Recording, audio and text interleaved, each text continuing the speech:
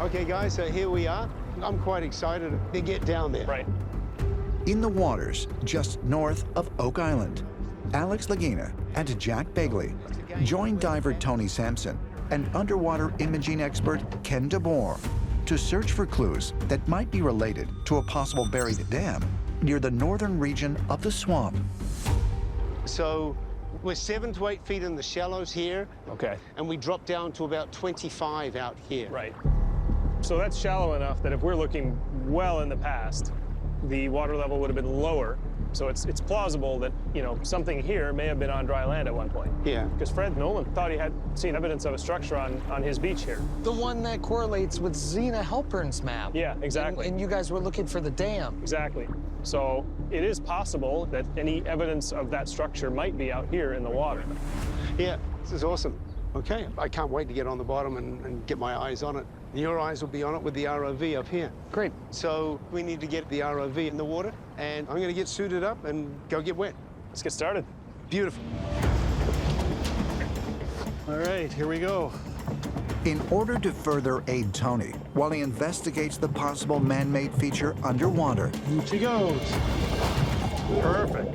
Ken will utilize a tethered, remote-operated vehicle, or ROV. Equipped with thrusters and a high-definition camera, the ROV will act as a second set of eyes for the team to help direct Tony toward any additional targets of interest. So, Ken, we'll run a grid. We're gonna run a grid. Okay. We'll just go back and forth. We'll follow the diver as well, and we'll be in communication with Tony the entire time. Perfect. Good luck, Tony.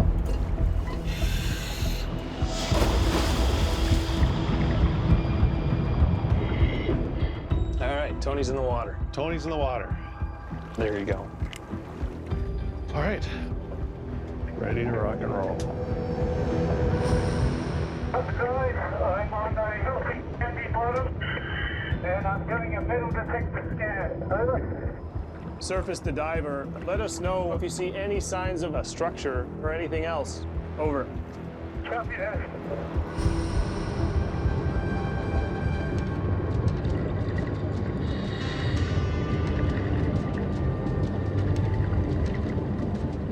He's got his head into something now. Yeah.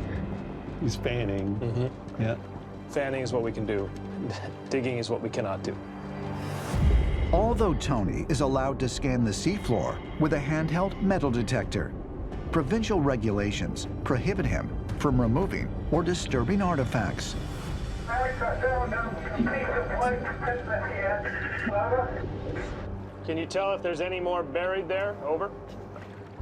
However, if potential clues or valuables are identified, the team can apply for a special permit to retrieve and further investigate them.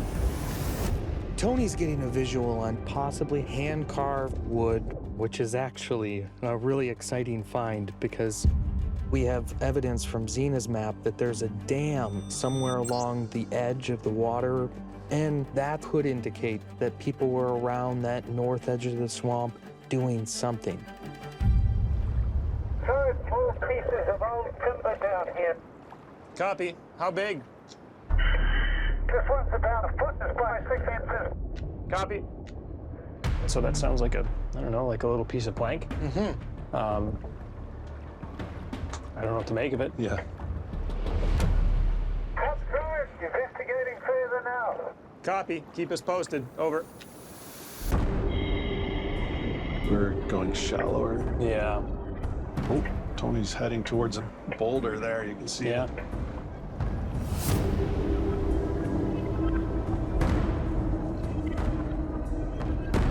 And he's going right straight for whatever that is. What's that? He's getting right down into it. Outside, we've actually got some pottery down here with blue markings, and there's a clay sailor's plaque stamp too. Over. We found a fair amount of pottery recently just from Lot 5. Maybe it's comparable. Right. Is it possible that the artifacts Tony has found are related to some of the discoveries made in the last year within the 2 stone features on Lot 5? Artifacts that may date back to as early as the 17th century. After we get this pottery, I'm thinking there's two possibilities here. One is that the rocks have trapped this stuff here, and the other is that it's sort of a deposit. There's got to be a source for these things. Hey, Tony, we'd love to see if there's any other artifacts surrounding this boulder. Over. Copy that. I've got a metal detector hit. All right. Wow. That's incredible, Tony. That's awesome. I've got what the hell is that? It's round with a hole in the middle. It could be a coin. A possible coin? Until the team can present their evidence to the provincial government and hopefully obtain a special permit to remove and examine it. Unfortunately, this potentially valuable discovery will have to remain on the ocean floor. Outside, guys are heading out. Over. Copy that, Tony. We'll see you on the boat soon. Over. All right. I'd say that was a successful dive. Very. What makes these artifacts interesting is they're similar to the artifacts that they're finding on land. So either they came in on a ship, or maybe it's part of a shipwreck that was blown up on shore. Wow, that was cool. Or maybe it was from people that were on the island itself. All right, Tony. That was pretty exciting. Yeah, It was a fantastic dive, buddy. What about that metal detector hit? What was it? So that was a disc, like a coin with a hole in it. No kidding. Yeah. Initially, I thought it was one of those Chinese-style coins. Really? Yeah. I'm not sure. Or something like that. Something like that. Just right up on that hill is where Gary and I found an actual Chinese coin, and that dated back to possibly BC. Oh, no way! That's an old coin. And it's got that square hole in it, mate. In 2020, while searching between the swamp and the money pit on Lot 15, Jack and Gary unearthed a coin that, according to numismatist Sandy Campbell, is of Chinese origin and more than 1,000 years old.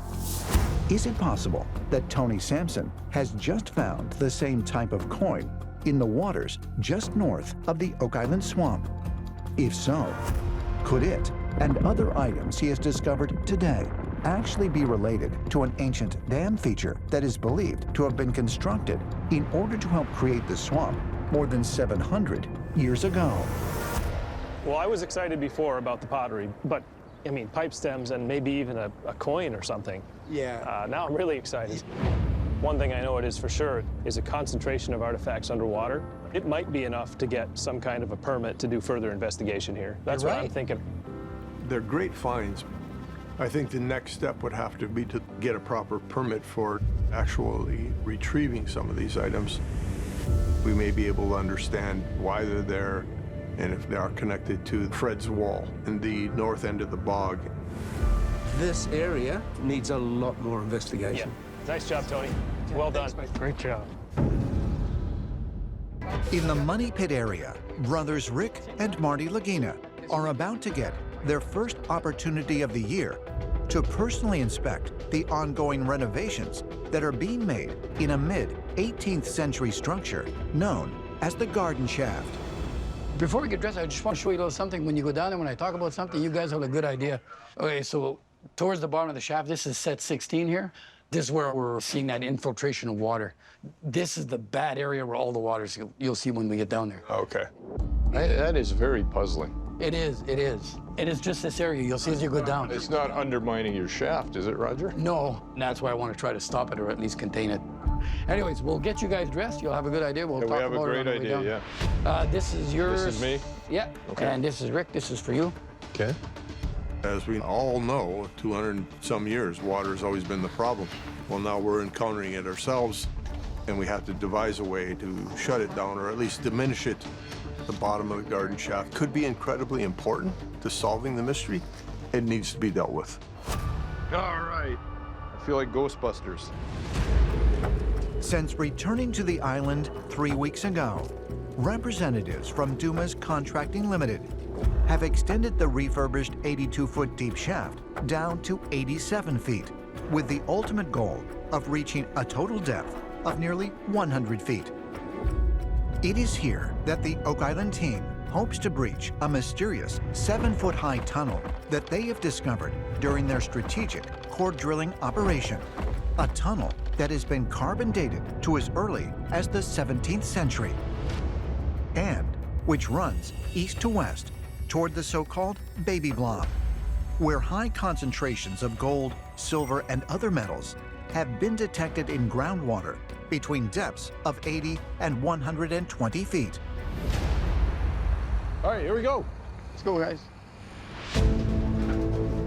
Care needs to be taken to try to understand what's happening inside of the shaft. In a number of ways, this water issue has to be dealt with. So, This is 60? oh yeah.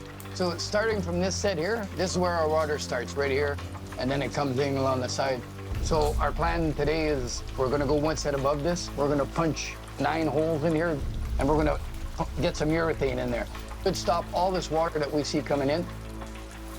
What they want to do is use this fast-setting urethane. They're going to grout it and try and stop the water. And you see those two 2x6s. See the crack? They use a specialized compound, expanding foam, if you will, in layman's terms.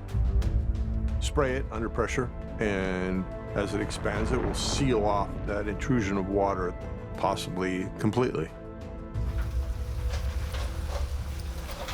Okay. I've landed.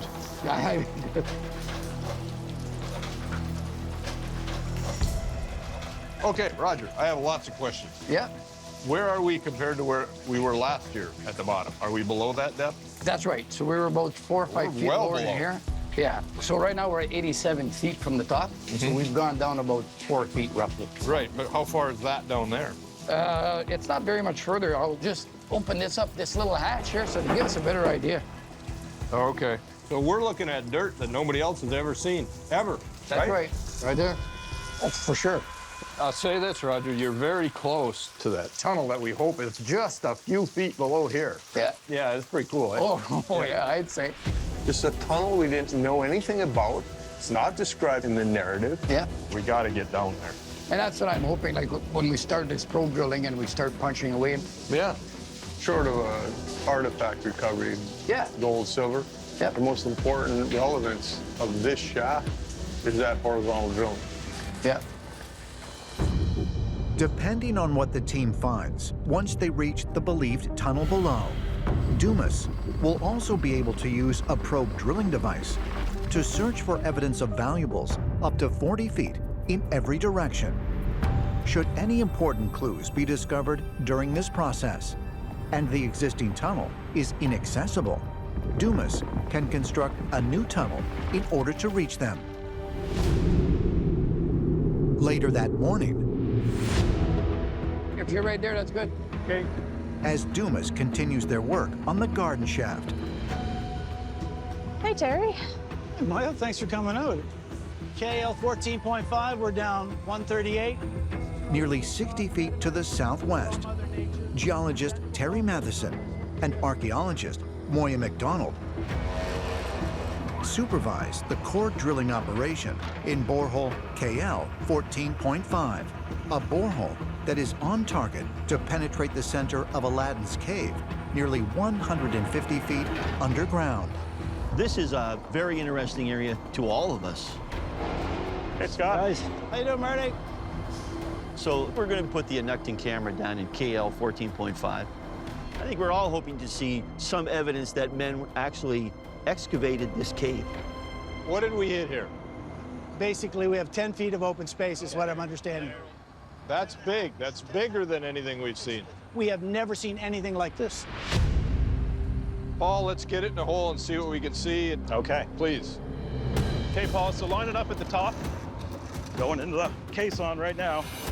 The Unearthed Spectrum 120 high-definition camera that the team is using to investigate the massive cavern is not only designed to operate in low-light conditions, There's the water. but is also able to pan and tilt for a 360-degree view of its surroundings. Okay, that's right at 142 at the top of the casing. There. Yep. We should be inside the cave now. You can see silt kind of moving past there. Paul, just take her down incrementally. Okay.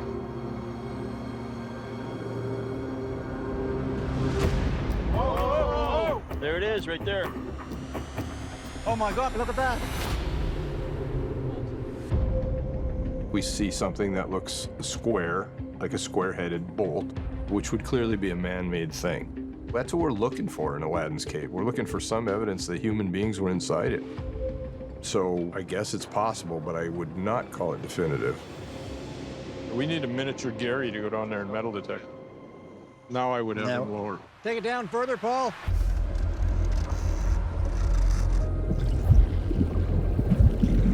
I think that was not the bottom. I think that's potentially a sidewall.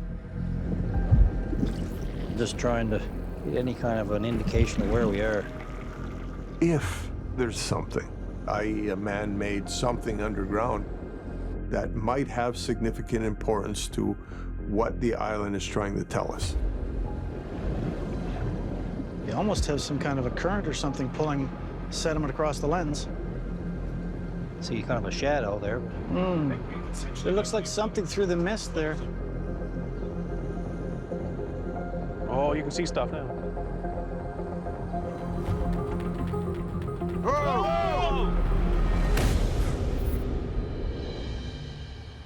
Okay, that's interesting. Trying to rotate around. There's definitely a current down there. Seems to be. It looks wide open, but you can't see it through that silt to the wall.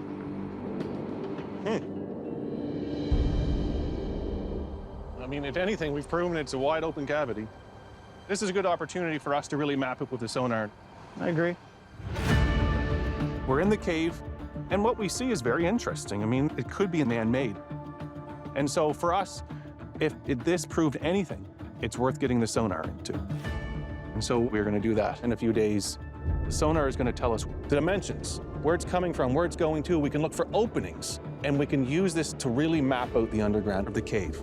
And then I'm really excited about that because to me, this is potentially a treasure location. Okay, I think we're done, don't you? Yeah. Let's reconfigure. Good job, guys.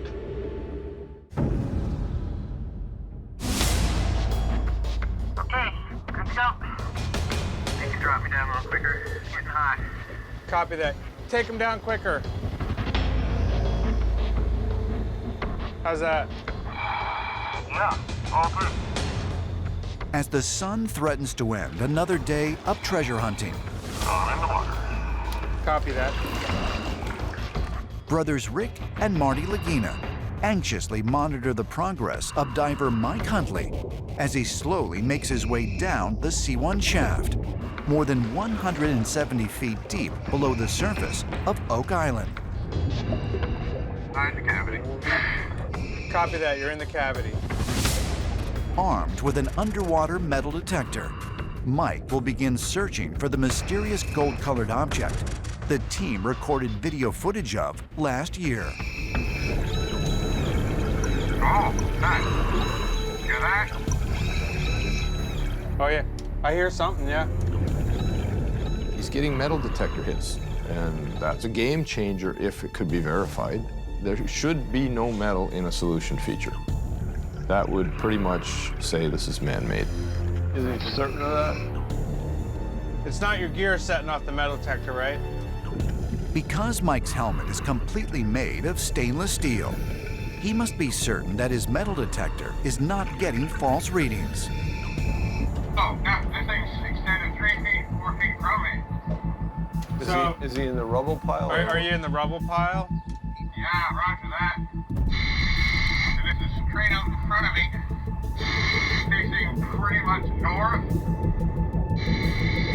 You might try zeroing in on the object, shutting off the metal detector, and then just reaching towards the middle and grabbing at it. Yeah, right there. I'm trying to get it. Whatever that is, it looks like solid, rock solid, kind of smooth and rounded. And it's not something that I can see. If it is, it's a block. A block? Could Mike Huntley really have found a large metallic object located at the bottom of the mysterious void? It's not on the surface of the wall. It could be back in it. It's freaking air. Rock solid, though, that's the problem. It's not something I can pull off with my hand. Is it possible that Mike Huntley has located the strange gold-colored object that the team obtained video evidence of last year? Oh, hey. Hear that? And if so, could Rick, Marty, and their team be just moments away from finding an important piece to a puzzle that treasure hunters have been searching for and dying for more than 2 centuries? You piqued everyone's interest right now. Oh, that's another one right there. 2 feet away from the other one.